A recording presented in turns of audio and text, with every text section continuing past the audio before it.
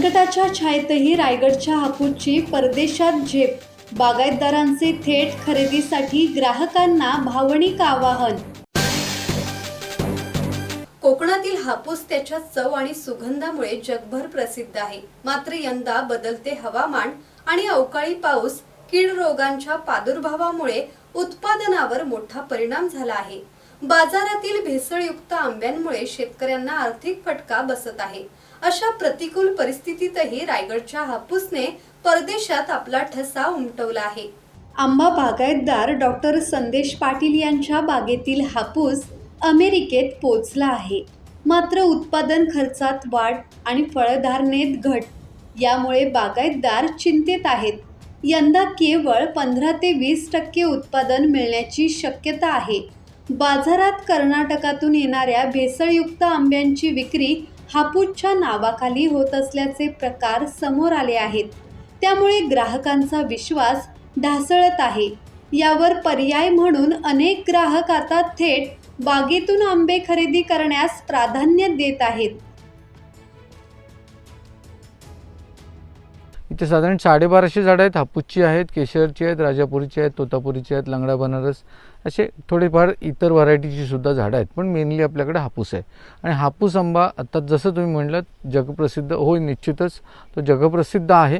आणि आजच आपल्या बागेतून US म्हणजे अमेरिकेसाठी सुद्धा आंबा एक्सपोर्टसाठी जात आहे.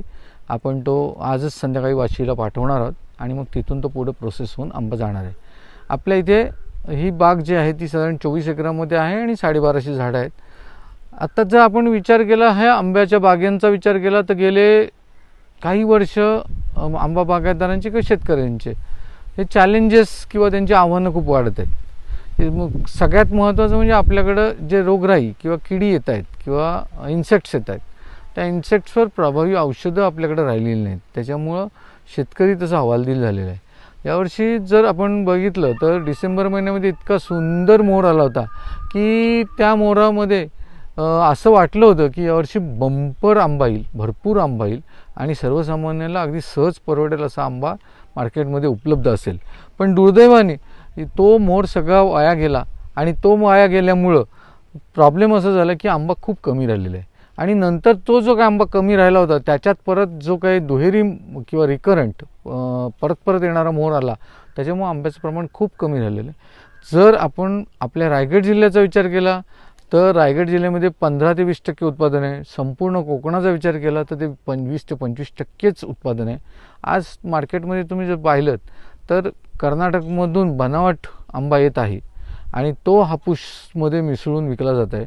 अन्यथा आपला जो अस्सल हापूस आहे तो अस्सल हापूस बाजारात फारसा नाही आहे आणि त्याच्यामुळं बाजारात दरसुद्धा चांगले आहेत. अस्सल हापूससाठी मागणीसुद्धा खूप आहे आणि खवय्ये लोक आमच्या बागेपर्यंत पोचत आहेत आणि ते खुद्द बागेतून, कारण बाजारात जो काही भेसळयुक्त आंबा मिळतो आहे त्याच्यापेक्षा अनेक खवय्ये बागायत आपल्या स्वतःच्या बागेत येऊन आंबे खरेदी करण्याला पसंती देतात.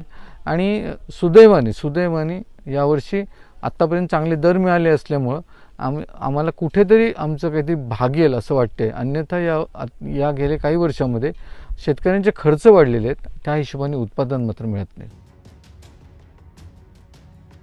यंदा हवामानामुळे मोठं नुकसान झालं आहे.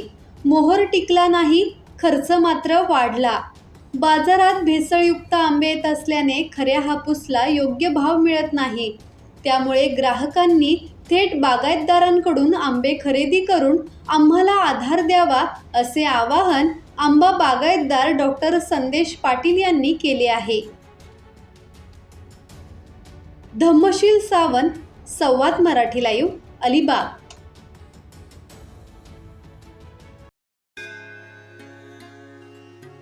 श्री गणपती संस्थान महड, तालुका खालापूर, जिल्हा रायगड.